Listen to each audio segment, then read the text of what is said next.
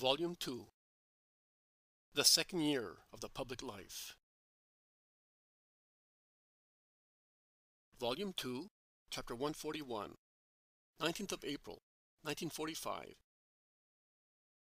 Instruction to the disciples while going towards Arimathea. My Lord, what shall we do with this man? Peter asked Jesus, pointing at a man, whose name is Joseph, and who has been following them since they left Emmaus. Joseph is now listening to the two sons of Alphaeus and to Simon, who are paying particular attention to him. I have told you, he is coming with us as far as Galilee. And then? And then, he will be staying with us. You will see that that is what is going to happen. Is he going to be a disciple too? With that foul story about him? Are you a Pharisee too? Not me, but I think that the Pharisees are too keen on keeping an eye on us. And they will cause us trouble if they see him with us. That is what you mean. So, we should allow a son of Abraham to be plunged into grief because we are afraid of being annoyed. No, Simon Peter. It is a soul that can be lost or saved according to how its deep wound is healed. But are we not your disciples? Jesus looks at Peter and smiles sweetly. He then says, "One day, many months ago, I said to you, many more will come." The field is vast, very vast. Because of its vastness, the workers will never be sufficient. Also because many, like Jonah, will die working very hard. But you will always be my favored ones, concludes Jesus, drawing gloomy Peter close to himself, and his promise cheers the apostle. So, he is coming with us. Yes, until his heart is refreshed. He is deeply disillusioned by all the bitter hatred he has had to endure. He is indeed poisoned. Also James, John, and Andrew have joined the Master and are listening to him. You cannot appraise the enormous harm that a man can do another man by means of his hostile intolerance. I ask you to remember that your Master was always very benign toward those who were suffering from a spiritual disease. You think that my greatest miracles and my main virtue consist in the curing of bodies. No, my friends. Yes, you too, who are ahead of us, and you, who are behind me. Come here. The road is wide, and we can walk in a group. They all gather round Jesus, who continues, "My main deeds, the ones that bear the clearest witness to my nature and my mission, the ones upon which the Father looks with joy, are the healing of hearts, whether they are freed from one or more capital vices, or relieved from grief. Hearts are discouraged by grief when they are convinced that they have been struck and abandoned by God. What is a soul that has lost the certainty of the help of God? It is a thin bear vine crawling in the dust, as it is no longer able to clutch at the idea that was its strength and its joy. It is horrible to live without hope. Life is beautiful in its hardship, only because it receives such warmth from the divine sun. The aim of life is that sun. The days of man may be dismal, wet with tears and smeared with blood, but the sun will rise again. Then there will be no more grief, no separations, no harshness, no hatred, no misery or solitude in an enveloping fog. Instead, there will be brightness and singing, serenity and peace. There will be God. God, the eternal sun. See how gloomy the earth is when there is an eclipse. If man were compelled to say, the sun is defunct, would he not feel as if he were to live forever in a dark hypogeum, buried and dead before dying? But man knows that behind the planet that hides the sun and makes the world look dismal, there is still God's bright sun. And the thought of being united to God during life is like that.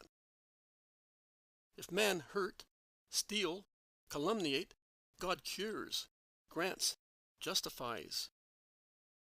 And he does so in full measure. Men may say, God has rejected you. But a confident soul must think, God is just and good. He knows all reasons and is benign. He is more benign than the most benign of men. He is infinitely so. Therefore he will not reject me if I lean my tear-stained face on his bosom and I say to him, Father, I have but you. Your son is in anguish and depressed. Give me your peace. I have been sent by God to gather those whom man has upset and Satan has overwhelmed, and I save them. That is really my work. A miracle on a body is a manifestation of divine power. The redemption of souls is the work of Jesus Christ, the Savior and Redeemer.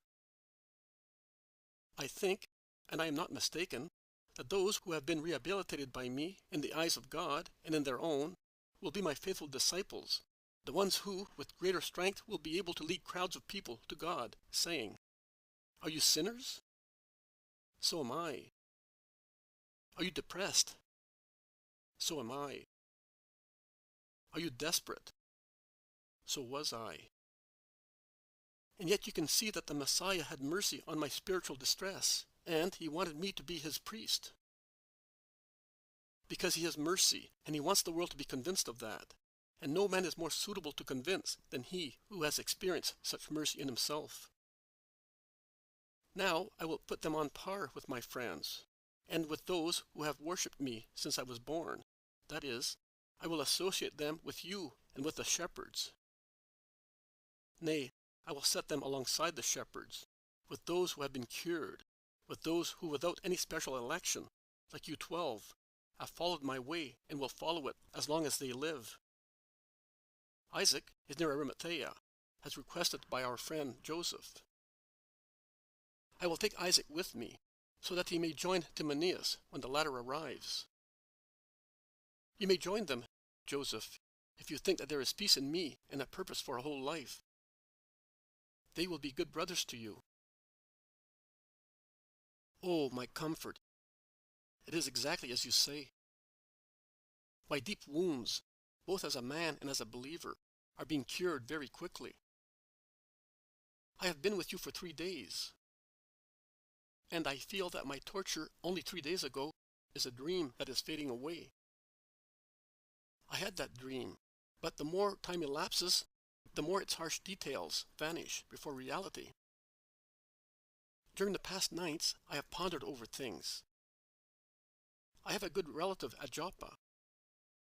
He was the involuntary cause of my trouble, because it was through him that I met that woman. And that will tell you whether we were in a position to know whose daughter she was. True, she may have been the daughter of my father's first wife, but he was not the father. Her name was different, and she came from far away. She became acquainted with my relative through business transactions. And that is how I met her. My relative was very fond of my business. I'm going to make him an offer. The business would come to an end without a master. I am sure he will buy it, also because thereby he will not feel remorse for the trouble he caused me.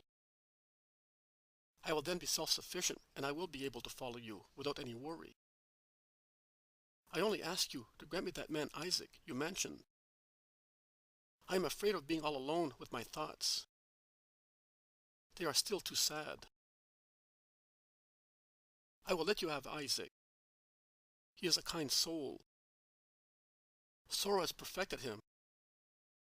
He has carried his cross for 30 years. He knows what it means to suffer. In the meantime, we will go ahead, and you will join us at Nazareth. Are we not stopping at Joseph's? Joseph is probably in Jerusalem. The Sanhedrin is very busy. We will find out from Isaac. If he is there, we will take him our peace. If he is not there, we will stop only one night to rest. I am anxious to reach Galilee. There is a mother who is suffering. You must remember that there are people who are keen on distressing her. I want to reassure her.